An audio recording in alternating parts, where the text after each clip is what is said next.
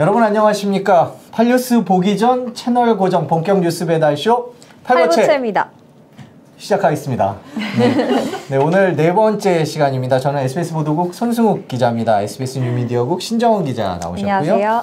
네, 타이밍 잘 못 맞춘 SBS 보도국 이슈 취재팀 심영구 기자 나왔습니다. 안녕하세요.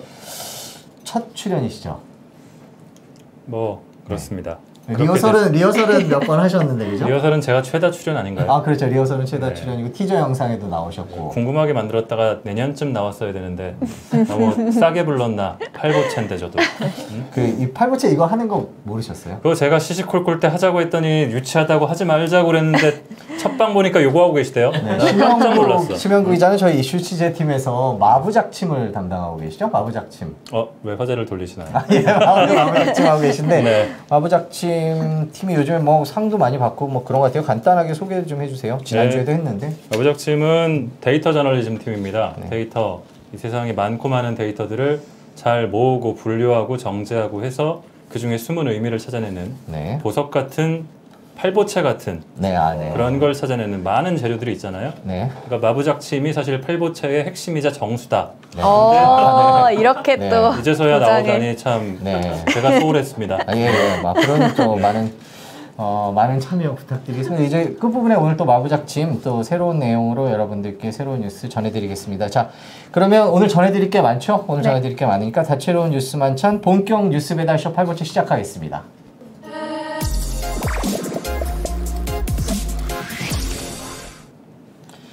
네, 첫 순서 영업비밀 동향보고 순서입니다. 오늘 넘쳐났던 뉴스 가운데 SBS 뉴미디어국의 데이터 분석 기법으로 유입량 많은 뉴스를 골라서 그 가운데 저희가 5개를 골라낸 겁니다. 그렇죠. 네, 신정원 기자가 5개 소개시켜 드리겠습니다. 첫 번째 뉴스는요? 네, 어제 가수 겸 배우 구하라 씨 사망 소식이 이제 전해지면서 또 많은 이들의 관심을 낳았는데요. 콘서트 등 활발한 활동을 했기 때문에 더욱더 큰 충격을 안겨줬습니다. 네, 그렇죠. 지금 베르테르 효과가 인터넷에서 검색량도 많이 늘었는데요. 조금 뒤에 조동찬 의학 전문 기자 그리고 정신의학과 허기현 선생님 연결해서 조금 더 자세한 소식 들어보겠습니다. 다음 소식은요? 네, 다음은 인스타 기획 광고입니다. 저희 소위 인플루언서라고 하죠. 네. 오늘 막 말이 꼬이네요. 네, 어려운 원래 잘 발음이 안 되는 네. 거예요. 인플루언서. SNS 네. 유명인들이 이제 뭐 돈을 받고 광고를 했는데 그걸 광고가 아니라고 이제 척을 하고 광고를 했던 것들이 이제 공정위 조사 결과 적발이 됐는데 네. 그 중에는 뭐 이제 아모레 퍼시픽이라거나 아니면 다이슨 코리아 이제 공정위가 이름을 공개를 했어요. 그렇게 잘 알려진 곳들도 많았고요. 그리고 이제 광고가 아닌 척 올린 그런 사진과 게시글들이 4,177건에 달했습니다. 굉장히 많죠. 이게 광고 효과가 있죠. 그렇죠. 저도 네. 젊은 분들 인스타 보서 많이 하는데 근데 또 회사 이름 보니까 LG생활건강 뭐 대기업들도 있고 뭐 보니까 공정위 발표니까 랑콤, 디올 뭐 이런 명품 맞아요. 업체들도 있더라고요. 네네, 굉장히 많더라고요. 네, 요즘 SNS 마켓 시장 켜서 무시할 수 없는데 공정위 조사 결과가 오늘 나왔다는 소식이 두 번째였습니다. 세 번째는요? 지금 이 시각 속보로 전해져 왔던 소식인데 오전에 이제 11시 20분쯤 파주의 한 군부대에서 폭발 사고가 나서 이제 2명 사상 사고 있었다는 소식 들어왔습니다. 뭐 굴착기로 훈련장 바닥을 정리하던 중 일어난 사고였다 이렇게 일단은 전해져 왔는데 자세한 내용은 저희가 솔직히 지금 저희가 녹화 방송이죠. 네, 맞습니다. 지금 시각 저희가 낮인데요. 한 4시쯤 됐는데 솔직히 지금 시간 아직 자세한 상황은 안 들어오고 있는데 저희 조금 뒤에 안에 8시 뉴스에서 조금 더 자세히 전해드리겠습니다. 다음 소식은요?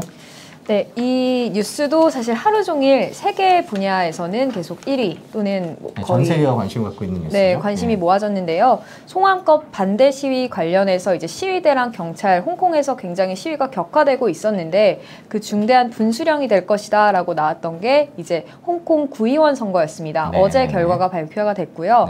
전체 452석 중에 278석을 민주 진영이 가져가면서 이것도 되게 좀 놀라운 결과라고 이제 평이 나왔었습니다. 그러니까 범민주 쪽이 승리를 하고 친중파가 진 거죠, 그죠? 그렇죠. 뭐 처음 있는 일이라는데 자세한 내용은 조금 뒤에 월드클래스에서 정동현 기자에게 조금 더 자세히 들어보겠습니다. 다음 소식은요. 네, 다음은 이제 오늘 오전에 조선중앙통신 보도가 나오면서 이 또한 역시 속보로 전해지면서 많은 분들이 좀 화제 갖고 이제 관심을 갖고 지켜봐 주셨는데, 김정은 북한 국무위원장이 남북 접경 지역을 시찰을 하면서 해안포 사격을 지시를 했다라는 내용이 속보로 전해졌어요. 그리고 사진도 같이 이제 시찰하는 장면이 공개가 됐는데, 뭐 그러면서 이제 사람들이 많이 좀 클릭도 하고 또 댓글도 많이 달고 이제 인터넷상에서 좀 화제를 모았습니다. 네, 정부가 유감스럽다. 9.19 남북 군사합의를 위반한 것이다. 이런 입장을 내놨는데 이 소식 역시 조금 뒤에 정부 종합청사에 나가 있는 김하영 기자를 연결해서 자세히 들어보겠습니다. 지금까지 5가지 키워드를 전해드렸습니다. 베르테르 효과, 인스타 기획 광고, 파주 군부대 훈련 사고, 홍콩 선거 범민주 압승, 그리고 북측 해안포 사격 훈련이었습니다. 이 가운데 북측 사격 훈련 관련해서 김하영 기자 연결해서 들어보도록 하겠습니다.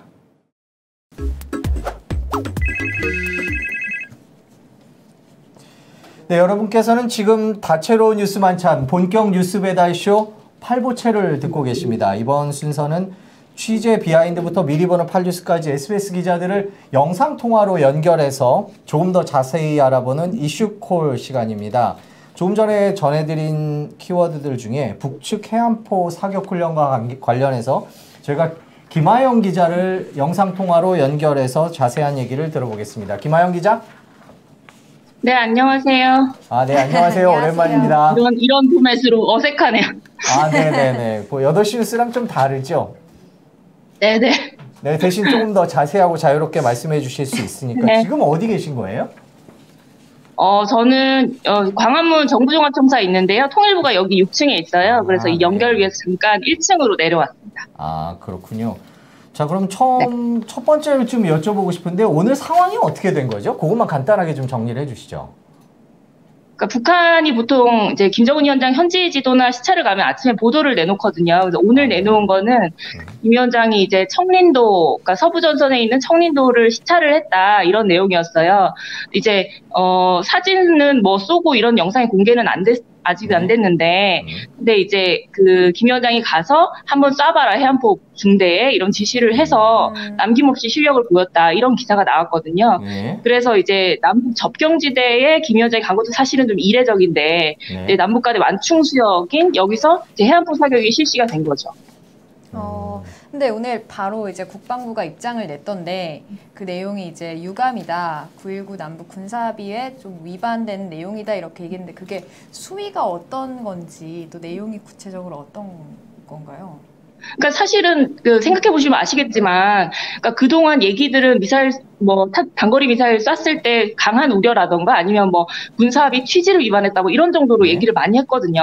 이번에는 9.19 군사합의 위반이다 이렇게 명시적으로 얘기를 했어요. 그러니까 9.19 군사합의 이후에 정부가 북한이 9.19 군사합의를 위반했다고 규정한 거는 이번이 처음이에요. 그래서 유감 입장도 표명을 했고, 근데 사실 이렇게 할 수밖에 없었던 거는 이제 9.19 군사합의 내용을 보면 이제 북한의 초도가 여기쯤 이쯤에 있고, 이쯤에 이제 덕적도가 있는데 인천에 여기에선 해안포 사격을 실시하지 않기로 했거든요.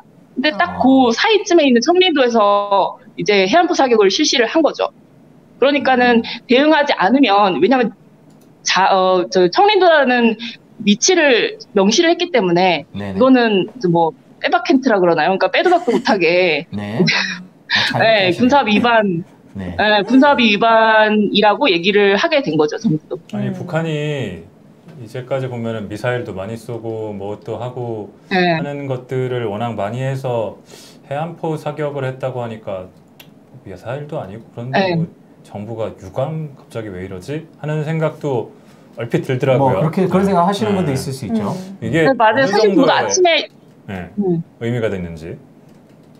그러니까 사실 NLL을 넘은 건 아니에요. 그러니까 군사적인 의미로 이게 얼마나 위협적이냐 이거를 따지면 사실 그거는 큰 의미가 없을 수 있어요. 근데 이거는 정치적인 메시지가 분명히 더 큰 거예요. 왜냐하면 그리고 군사합의에서 정부가 내세우는 것이 완충지대는 지금까지 계속 유지되고 있다 이런 거거든요. 근데 이거를 이제 북한이 정면으로 무시를 한 거죠. 그리고 이 수역에서 해안포 안 쏘기로 한 약속이 있다는 걸 북한이 모르지 않을 텐데, 다른 건 좀 적대행위를 금지한다거나 뭐 이런 식으로 좀 두루뭉술하게, 그러니까 어찌 보면 변명거리를 만들어서 아니다라고 강변하면 할 수 있는 여지가 있는데, 이거는 정말 말 그대로 김 위원장이 모르지 않았을 텐데 사격 한번 해봐라라고 한 거죠. 네, 그래서 굉장히 이거는 이런 메시지를 다 계산하고 내지 않습니까? 특히 김 위원장이 나오는 것 같은 경우는. 그럼 이 시점에서 북한이 김 위원장까지 나와가지고 그런 김하영 기자가 얘기했던 그 지역까지 공개하면서 딱 했다는 거는 뭐 어떤 의미로 봐야 돼요? 우리 정부를 그냥 뭉개고 미국하고 직접 뭘 하겠다는 얘기를 더 강하게 하는 건지, 아니면 좀 뭐 어떻게 해라, 더 좀 뭘 해봐라 라는 식으로 김 위원장의 뭐 메시지가 네. 어떤 의미가 있을까, 어떻게 받아들여야 될까, 이런 거죠. 그 사실은 기억하시겠지만 오늘 한아세안 정상회의잖아요. 그러니까 정부는 한아세안 정상회의 오라고 친서를 보냈어요. 보내고 근데 이제 거절을 했죠. 거절하고 간 게 이제 남북 접경지대에서 9.19 군사 합의를 사실상 정면으로 무시하는 이제 행위를 한 것이어서, 이제 남북 관계 풀 생각하지 말아라라는 되게 우리 정부로서는 굉장히 부담스럽고 이제 어려운 그런 메시지를 냈다고 봐야 될 것 같아요. 그리고 미국과 뭐 직접적으로 얘기하겠다 이렇게 보기도 조금 어려운 게, 핵 협상 이제 테이블에서 내려졌다 이런 얘기도 했잖아요. 그러니까 연말 시한이 가까워지면서 사실은 이제 뭐 미국이나 남쪽이나 지금 국면이 좀 풀리지 않을 거를 염두에 두면서 다음 스텝들을 좀 해나가고 있는 게 아닌가. 그러면서 압박 수위를 높여가고 그렇게 봐야 되지 않을까 싶습니다. 네. 앞으로 어떻게 전개가 될지 조금 더 지켜봐야 될 것 같습니다. 김하영 기자 바쁘신데 고맙습니다. 앞으로 네, 감사합니다. 자주 연결하겠습니다. 아, 귀에 쏙쏙 들어오는데. 그러니까요. 설명 8시 너무 뉴스에서도 또 계속 김하영 기자가 저희 보도를 계속 김하영 기자가 안 나오잖아요. 아, 다른 기자 맞나요? 보통 북한 전문 기자 많이 하지 않습니까? 네, 관련 소식을 8시 뉴스에 더 자세히 그러면 인터넷은 제가 예, 알겠습니다. 앞으로 네. 팔보채 담당. 네. 네, 고맙습니다. 고맙습니다. 네, 감사합니다. 네, 지금까지 김하영 기자였습니다.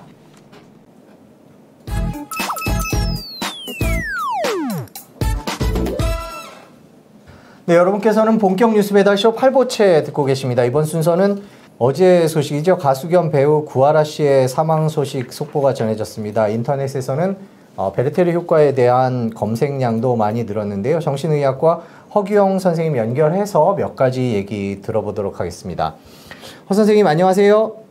네, 안녕하세요. 네, 예, 바쁘신데 감사합니다. 아, 네, 아닙니다. 네. 예. 저기 바로 여쭤볼게요. 유명인들이 스스로 목숨을 끊거나 뭐 이런 일이 있으면 와서 상담이나 진료를 받고 또 이제 그런 게 영향을 미치는 그런 경우들이 실제 현장에서는 좀 있습니까? 네, 뭐 정말로 많이 있고요. 네, 네. 당장 오늘 진료에서만도 한 분께서 어제 있었던 일을 말씀하시면서 좀 많이 힘들었다. 네, 또 죽음에 대한 생각도 좀 더 많아졌다라고 하시는 분들이 계셨어요. 네.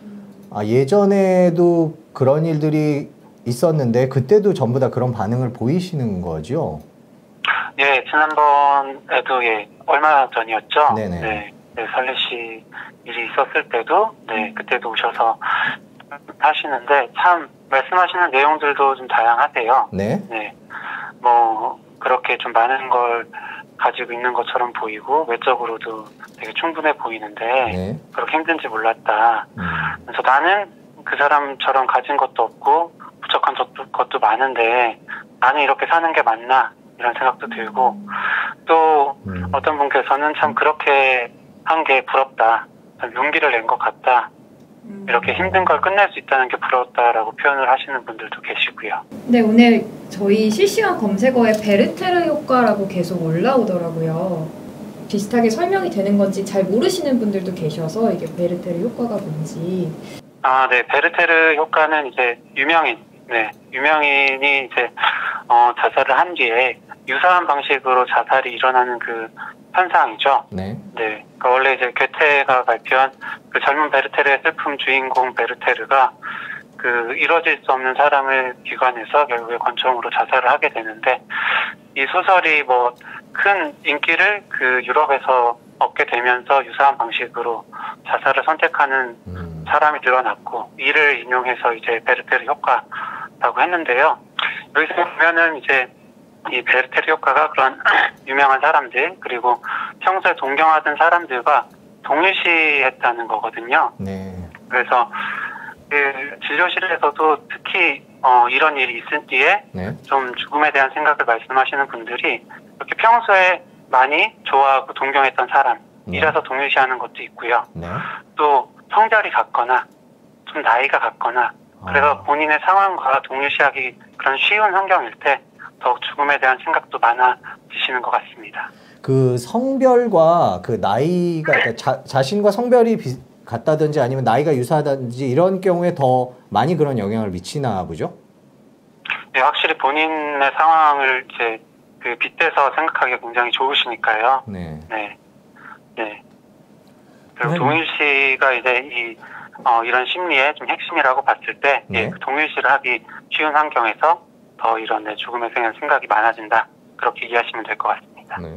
선생님, 그 지난번도 그렇고 이번에도 그렇고 이렇게 유명한 분들의 사건이 있을 때마다 언론들도 많은 기사를 쓰는데요. 이전에 비해서 좀 유의한다고는 하지만 그래도 기사가 굉장히 많이 나오는데 이런 보도들도 영향을 많이 미칠 것 같아요. 현장에서 보실 때는 어떻습니까? 네, 그 자살보도 권고 기준이라고 있지 않습니까? 네. 네네. 네, 그 자살보도 권고 기준에도 이제 나와 있듯이 뭐 예를 들어서 구체적인 자살의 방법이나 네. 뭐 도구, 뭐 장소, 동기 뭐 이런 거를 뭐 보도하지 않고 뭐 사진, 동영상 이런 거는 최대한 유의해서 사용한다 뭐 이런 내용들이 있는데 네네. 실제로 진료실에서도 그런 말씀들을 하세요. 지난번 일이 있었을 때도 이러이러한 방식으로 그 죽음에 이르렀다고 하는데 정말로 그런 방식을 사용하면 죽을 수 있는지 네, 그런 걸 물어보기도 하시고요. 네, 저는 이제 이 소식을 접하고 아무래도 이제 나이대가 비슷하고 또 자주 봐왔던 어떤 스타하고 아이돌이다 싶다고 생각을 하니까 설리 때도 그렇고, 그러니까 이제 선생님은 좀 극단적인 그런 사례도 말씀해 주셨는데 저도 되게 우울해지더라고요. 근데 이런 것들을 느끼는 아마 대중들이 분명히 있을 텐데 이런 베르테르 효과 비슷하게 느끼거나 아니면 좀 우울감을 느낄 때 어떻게 하면 이제 극복할 수 있을까 싶긴 하거든요. 네, 뭐 정답은 없겠지만, 네, 저는 이런 힘든 마음, 네, 죄송합니다. 예. 힘든 마음이나 이런 죽음에 대한 생각이 정말 얼마든지 들 수 있는, 네, 그런 뭐 하면 안 되는 그런 생각 아니라고 저는 생각합니다. 네. 이런 힘든 생각들, 힘든 마음이 들 때는 정말 주변 사람들한테 많이 나눠주셨으면 좋겠어요. 네. 또 너무 힘드신 분들은 또 이런 얘기를 하는 게, 그 사람한테 좀 안 좋은 영향을 주는 게 아닌지, 부담을 주는 게 아닌지 하는 마음에 이야기를 못 하시기도 하는데, 네. 뭐, 정말 얘기 얼마든지 하셔도 되고, 정말 그런 부담이 되신다면, 뭐, 희망의 전화나 생명의 전화 이런 데 얘기하셔도 되거든요. 또 저희처럼 정신건강의학과 의사나 상담센터에 가셔서 도움을 받으셔도 좋겠습니다. 네. 선생님 바쁘신데 감사합니다. 또 말씀해 주신 대로 저희가 보도를 할 때 그 준칙을 잘 지키도록 노력하겠습니다. 네, 감사합니다. 예, 감사합니다. 네. 정신건강의학과 허규영 선생님 말씀 들어봤습니다. 저희 그러면 조동찬 의학 전문 기자 불러서 정책과 관련된 얘기 몇 가지 더 물어보겠습니다.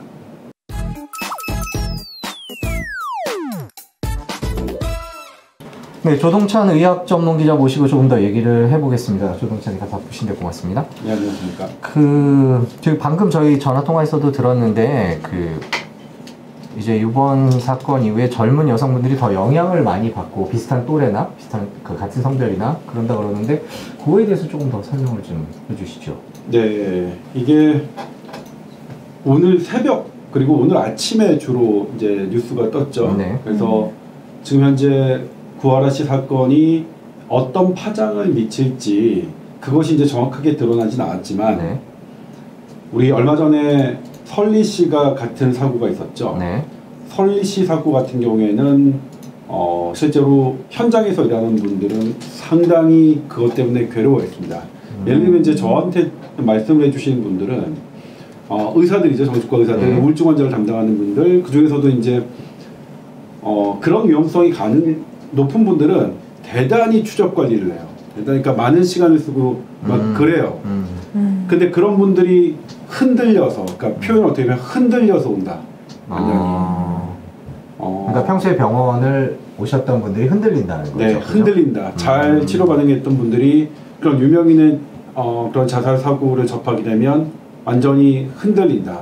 오늘 같은 경우에도 제가 이제 두 분을 상담하시는 분, 그 다음에 선생님 말고 이제 상담하시는 분을 두 분을 어렵게 만나봤어요. 이분들 거의 뉴스에 등장하지 않으시라고 하니까 역시 마찬가지 말씀이세요. 상당히 흔들릴 것 같다.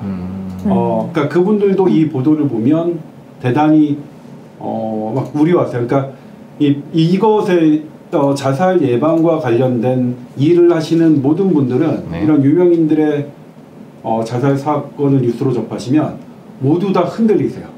본인이 보는 분들이 흔들리니까.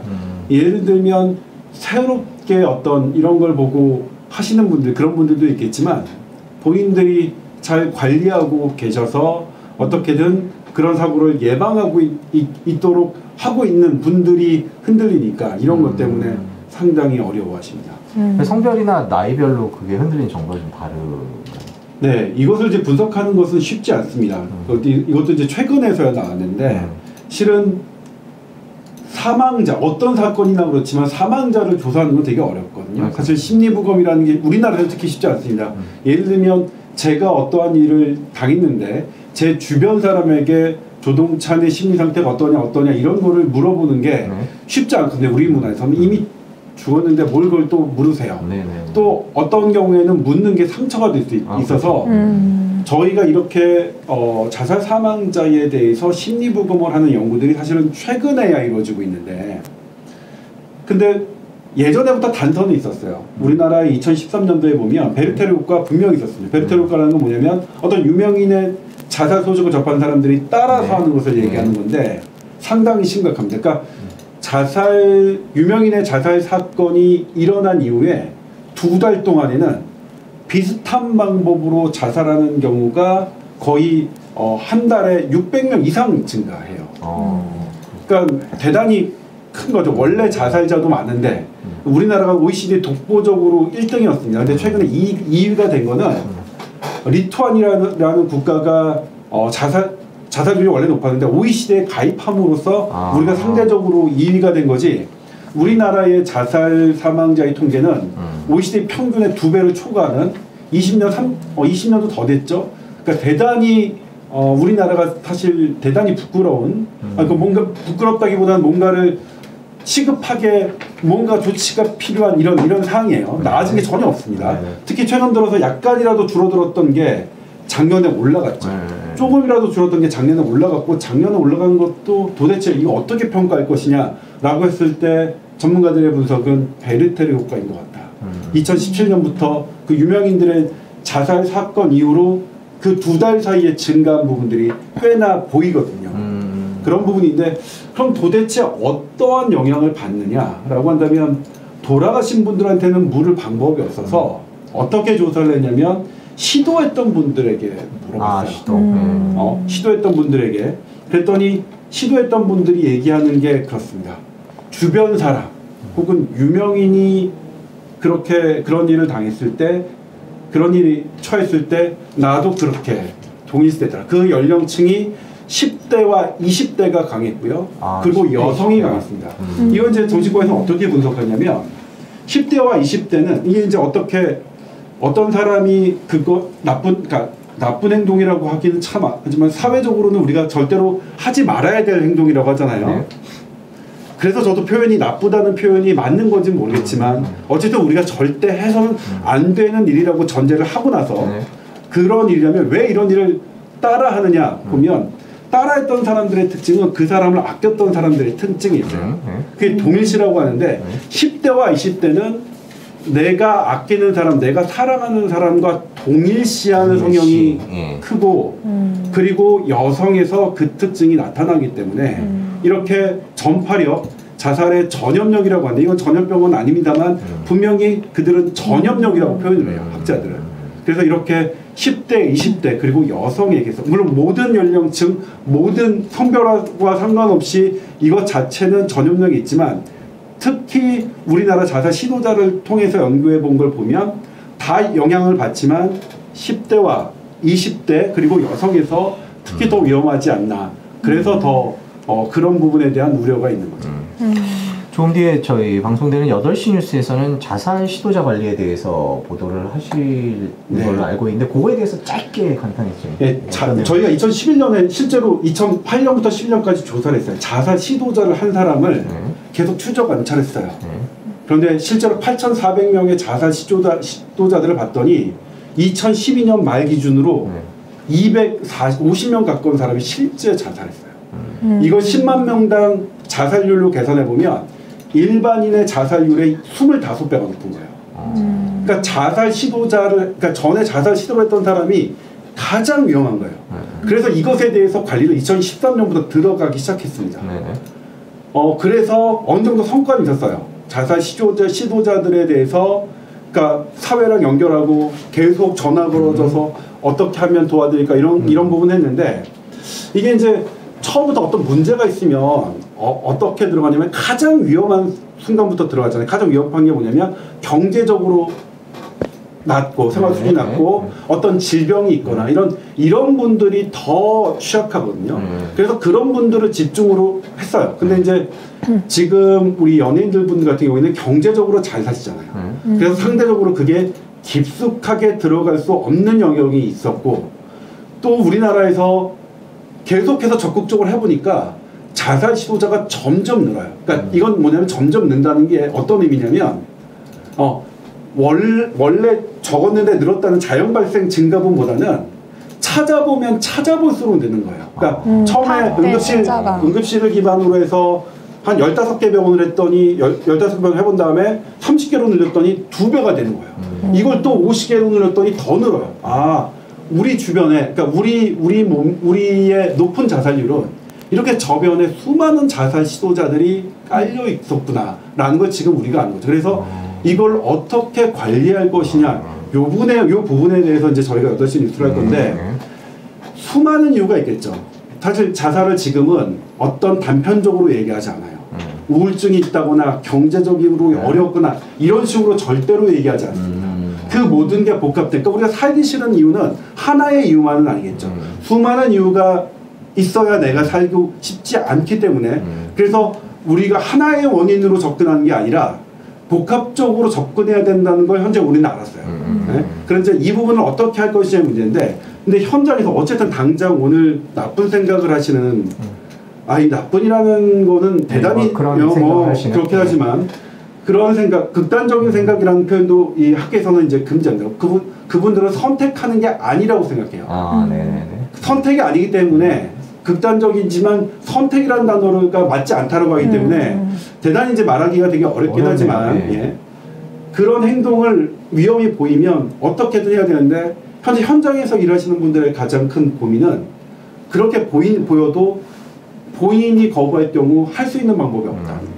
그래서 오늘 8시 뉴스에서는 그 부분에 대한 것 우리는 어떻게 할 것인가. 예를 들면 타의 위협성이 강한 것은 고 임세원 교수님이 환자가 찌른 칼에 목숨을 잃은 것 때문에 사회적 논의가 지금 활발하게 이루어지고 있잖아요. 근데 반대 자해의 경우에서 전혀 논의가 이루어지지 않거든요. 그러니까 본인이 거부하거나 가족이 난 괜찮아요 해버리면 이것을 하고 있는 상담사나 아니면 공무원분이나 아니면 의료진이 어떤 개입을 하려고 해도 할 수 있는 방법이 없기 때문에 물론 이건 인권 침해의 어디가 있어요.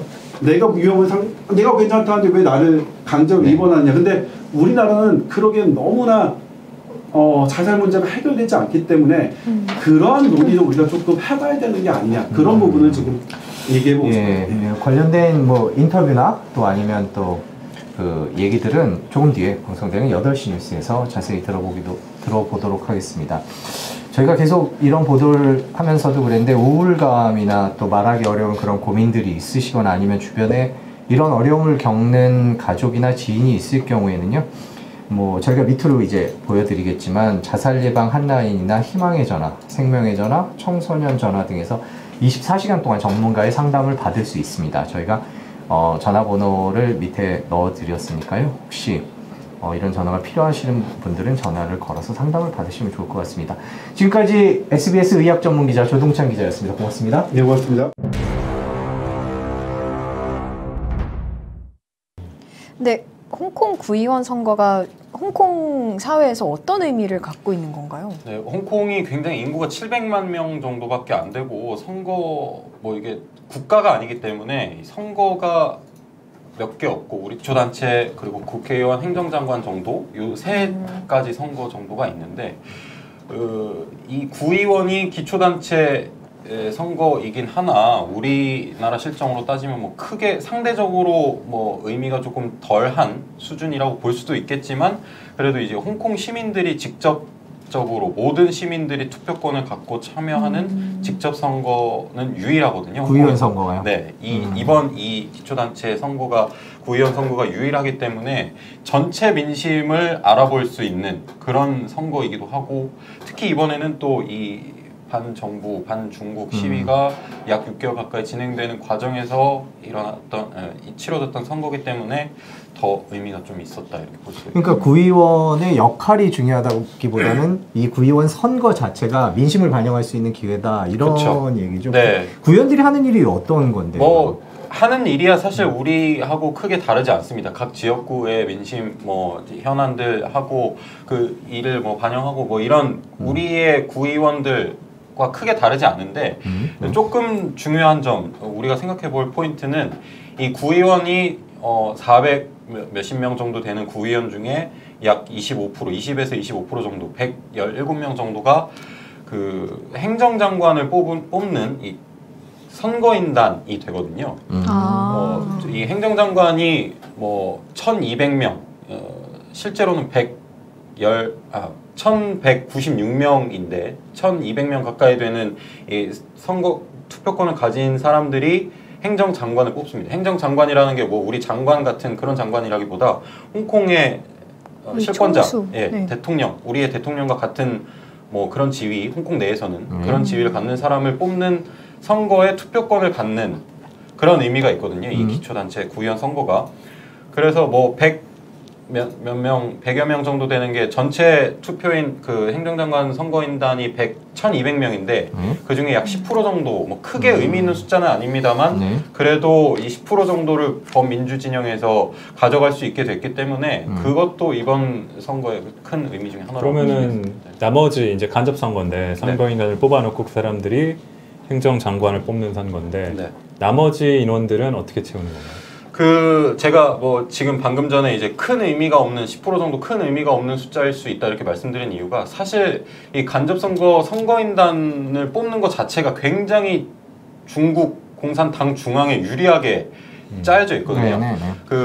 일단은 뭐 홍콩 재계의 유력 인사들이 약 30% 정도가 또 들어가고 그리고 각 직능단체의 뭐 실력자들 그리고 홍콩 행정계 이 관계에 있는 사람들이 또 일부가 들어가고 그리고 뭐 종교인단 대표 뭐 이런 사람들이 들어가고 뭐 그렇게 돼서 들어가는데 그 방금 말씀드렸던 재계 유력 인사들이나 뭐 관계 인사들 뭐 이런 사람들이 사실상 친중국 성향이 두드러진 사람들이 그 선거인단의 지위를 갖게 됩니다. 이 지금의 이 중국의 영향력이 더 커진 상황에서 그게 더 심해졌거든요. 그런 의미로 봤을 때 행정장관을 투표하는 사람들이 대부분 친중국 성향이고 입후보하는 사람들은 또 거기에 30%의 동의를 받아야 되는데 당연히 또 입후보하게 되면은 친중국 성향이 드러나야 또 입후보가 가능하고 지금 이번 선거는 그러니까 구의원 선거는 홍콩의 민심을 보여주는 데 의미가 있는 거지 행정장관 선거 전망에까지 크게 영향을 미치기는 쉽지 않아 보인다라는 얘기인 거죠. 근데 이전에 지금 캐리람 행정장관이 당선될 때 그 당시 선거에서 이 범민주 진영에서 300여 명까지 그 범민주파 진영으로 확보를 했었거든요. 그게 지금까지 역대 선거 중에 가장 높은 수치인데 그 수치를 뛰어넘는 뭔가 이 다음 행정장관 선거에서 그런 선거인단을 확보하게 된다면 그것도 뭐 꼭 민주파의 행정장관을 배출해야 되지 않더라도 그 나름으로도 또 이 의미가 있다. 에서는 의미가 있을 수 그 있습니다. 시위에 미칠 영향은 어떻습니까? 지금 홍콩 시위에 대해서.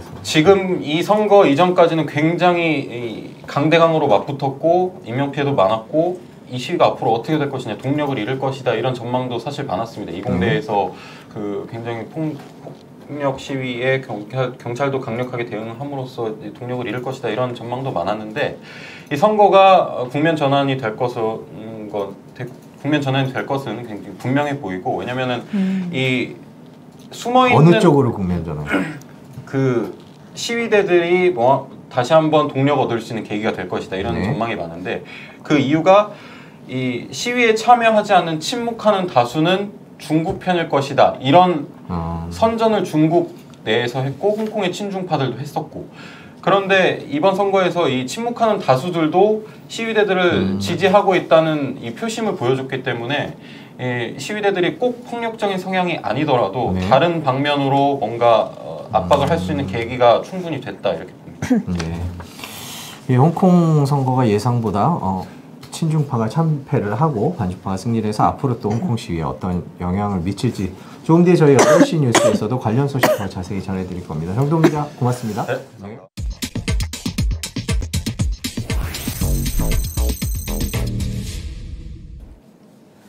네, 이번 순서는 대한민국 대표 데이터 저널리즘 팀. 이게 방금 써줬는데 이게 제가 막 방금 듣다 보니까 안 나오네요. 자, 이번 순서는 대한민국 대표 데이터 저널리즘 팀 마부작침이 방대한 데이터를 흥미롭고 재미있게 풀어드리는 시간입니다. 네, SBS 대표 데이터 저널리즘 팀으로 바꾸죠.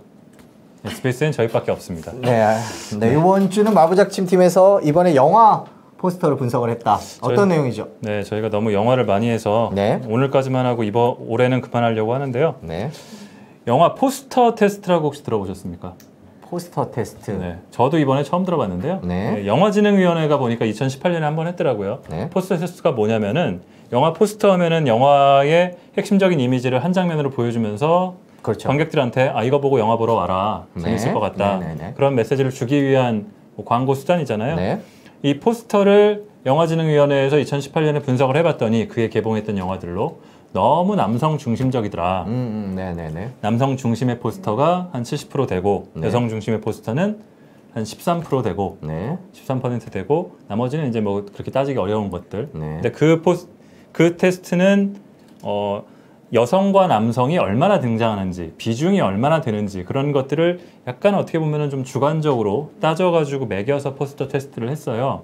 그래서 저희는 거기서 저희가 또 SBS 대표 데이터 저널리즘 팀이다 보니까 좀 겸손했으면 하는 바람도 좀 SBS 대표는 좀 다르게 해야 되잖아요. 그래서 포스터에 나온 면적을 따져봤습니다. 잠깐만요.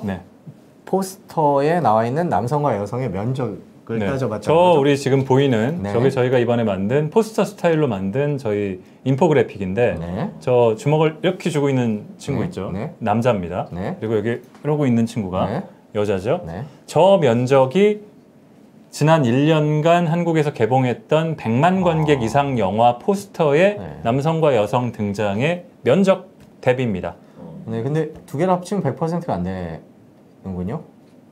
그렇죠. 따지기가 어려운 것들도 있기 때문에 합치면 100이 안 되죠. 죄송합니다. 그냥 갑자기 무심코 더해봤습니다. 자, 보십시오. 78.8, 18.6 합치면 얼마죠? 조금 남네요. 그렇습니다. 금방 계산이 안 되지 이런 게. 그렇게 따져봤는데 저희가 100만 이상 영화가 그런가요? 저도 계산 안 해봤습니다. 맞겠거니 생각하고 따져봤더니 남성 인물이 남성 여성이 둘 다 등장한 걸 따져본 거예요. 그러니까 걸캅스 같은 영화는 여성들이 거의 주인공이잖아요. 그런 영화 포스터에는 남성이 등장하지 않습니다. 그런 건 빼고 남녀가 함께 등장한 포스터에서를 따져보니까 남성의 등장 횟수는 2배, 남성의 등장 면적은 4배나 됐다. 이런 의미입니다. 자, 한번 포스터를 보여주시겠어요? 기생충 먼저 볼까요? 기생충 보면은 저기 뒤에 아직 안 나왔습니다. 저건 그렇군요. 여기 프리뷰. 요게 방송 화면입니다. 그렇습니다. 제가 오늘 첫 방이라 리허설은 많이 했는데 리허설을 4번이나 하시고 저기 보면은 송강호가 있고 뭐 몇 명 있잖아요. 저 몇 명 여러 남녀가 등장하는데 저 중에 조여정의 비중은 조만큼 그리고 저 밑에 다리가 뭐 아마 여성인 것 같은데 하여튼 비중 요만큼 따지면은 남성이 더 많다. 그런 식으로 분석을 했다는 그런 식으로 얘기죠. 저희가 다 저거를 포토샵으로 일일이 면적을 누끼라고 하죠, 전문 용어로. 누끼를 따가지고 면적을 대비를 해봤습니다, 포토샵에서. 누끼라 하면 저희가 이제 배경을 제외하고 이른바 누끼. 인물만 이렇게 이렇게 잘라내는 알겠습니다. 그런. 다음 거 한번 보여주시겠어요? 예, 극한 직업 보여주실래요? 극한 직업을 딱 보시면 넘겨주세요. 극한 직업은 저기 이한희 씨가 있죠. 이한희 씨가 있지만 5명 면적은 사실 비슷해요. 남녀 인물들의 면적은 비슷하지만 남성이 주된 주인공 격으로 나온 사람이 4명, 이한희 씨는 1명. 그러니까 적게 나오는 것이고요. 그 다음에 알리타 같은 거. 알리타는 여성 등장인물의 지금 면적이 가장 큽니다. 가장 컸던 영화인데 지난 1년 동안 한국에서 개봉했던 100만 이상 관객의 영화 중에서는 자, 저렇게 알리타 같은 식으로 그렇고 주먹왕 랄프 같은 경우는 남녀 인물의 대비차가 가장 큰데 랄프가 덩치가 크긴 커요. 그러니까 저거는 그렇기 때문에 저거는 예를 들면 저거는 주먹왕 랄프랑 저희 포털에 달린 댓글에서도 주먹왕 랄프에 대해서는 야 주먹왕 랄프는 원래 덩치가 커. 그게 멍청한 놈들아 라는 얘기를 했는데 자, 저희가 이 영화 한 편씩을 가지고 얘기를 한 것이 아니기 때문에 이런 얘기를 드리는 거고요. 그래서 이렇게 해서 이거는 진짜 그런 댓글이 달릴만 한 것 같은데. 뭐 그런 댓글도 독자들의 소중한 의견이라고 생각하고 그렇죠. 저희가 잘 읽어보고 있다는 그럼 얘기를. 예를 들면 배경은 댓글 다신 분. 잠깐만요. 손가락질하고 그러세요. 댓글 다신 분. 저 뒤에 배경에 보면 그렇죠. 여성분들 쭉 저런 있죠. 것도 다 계산을 저런 것도 다 계산을 한 거죠. 아 정말요? 네. 자 그런 것들도 했는데 자 그래서 결과가 저희 포스터에 나왔듯이 남성의 면적이 여성의 4배 정도 됐다. 특히 이 차이는 저희가 한국 영화, 미국 영화를 다시 따져봤더니 한국 영화가 더 짙었어요. 더 면적이 컸어요. 무슨 의미냐면은 남성 등장인물을 더 전면에 내세우고 더 크게 하는 경향이 한국 영화의 포스터에는 더 짙다. 최근 1년 100만 이상 영화를 봤을 때는 그런 게 저희 포스터 테스트의 결과였고요. 근데 사실 남성이 주인공인 영화가 사실 많은 거는 저도 뭐 봐서 알고 실제 그런 데이터는 많았는데 포스터에서도 사실 뭐 남성이 주인공이면 남성이 좀 앞세워서 나오고 여성이 주인공이면 여성이 앞세워서 나오고 그건 어떻게 보면 또 당연하지 않을까 싶기도 한데. 당연한 겁니다. 예, 저희가 이 포스터 테스트를 하고서 이 내용을 내면서 자 문제가 있으니까 5대5로 맞추자. 아니면 남성하고 여성하고 똑같이 비중을 항상 맞추자. 아무리 조연으로 나오고 엑스트라로 나오든지 간에 하자라는 얘기는 전혀 아니고요. 이 포스터 테스트는 어디까지나 영화에 대한 여러 가지 분석의 방법 중에 하나일 뿐이고요. 그러니까 이런 식의 테스트도 있다. 그리고 이게 현재의 어떤 남성 중심적인 경향이 짙은 영화들의 현실을 반영하고 있는 것이다. 그리고 그만큼 남성이 주연으로 하는 영화들이 많고 남성이 중심적인 영화들이 많고 또 제작 인력들도 사실은 남성이 많거든요. 그런 게 많기 때문에 그게 영화의 다양성이라는 면을 볼 때는 앞으로는 좀 더 다양한 영화들이 나오는 게 좋지 않냐 정도의 생각을 하고 있는 겁니다. 지금 당장 무슨 할당제를 만들어서 포스터에도 딱 5대5 등장인물도 5대5 그러자는 얘기 전혀 아니고요.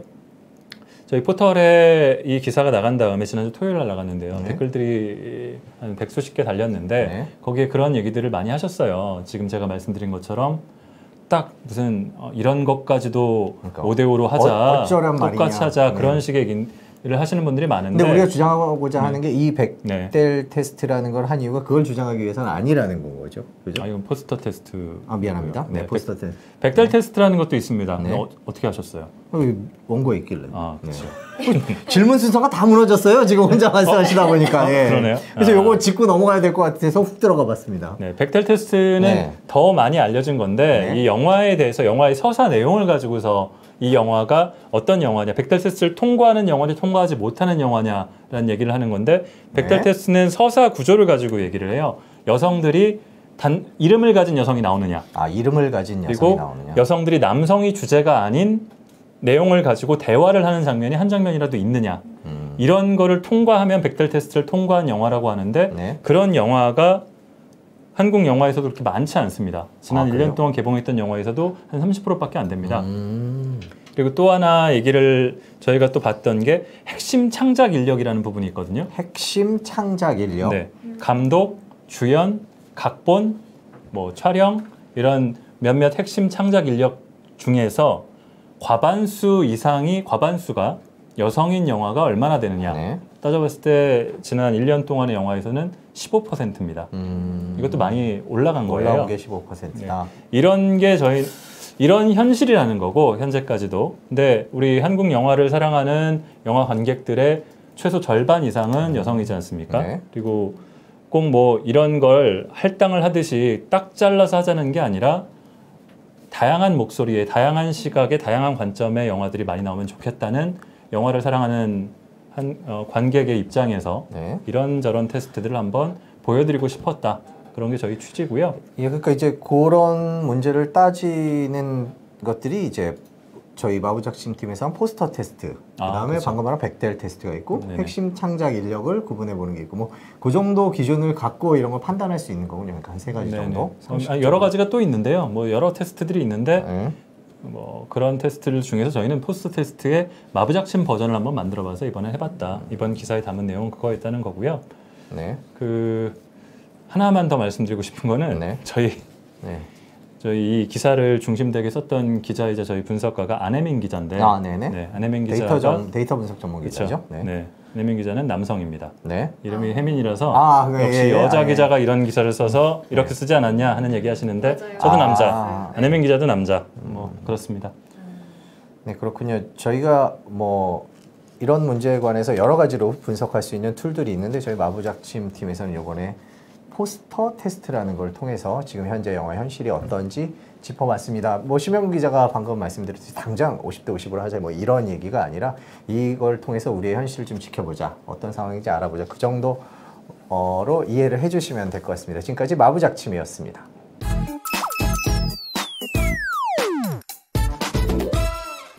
네, 본격 뉴스 배달쇼 8보채 오늘 4번째 시간이었습니다. 친정 기자 어떠셨어요? 심영구 선배, 네. 심영구 기자 선배랑 같이 하니까 또 재밌네. 심영구 기자는 어땠습니까? 제가 나오니까 아무래도 방송이 사는 것 같은 그런 생각이 살짝. 네, 오늘 전해드린 소식이 많아서 급하게 끝내야 되겠습니다. 다채로운 뉴스 만찬 본격 뉴스 배달쇼 8보채 내일 모레 수요일 저녁 7시에 뵙겠습니다. 고맙습니다.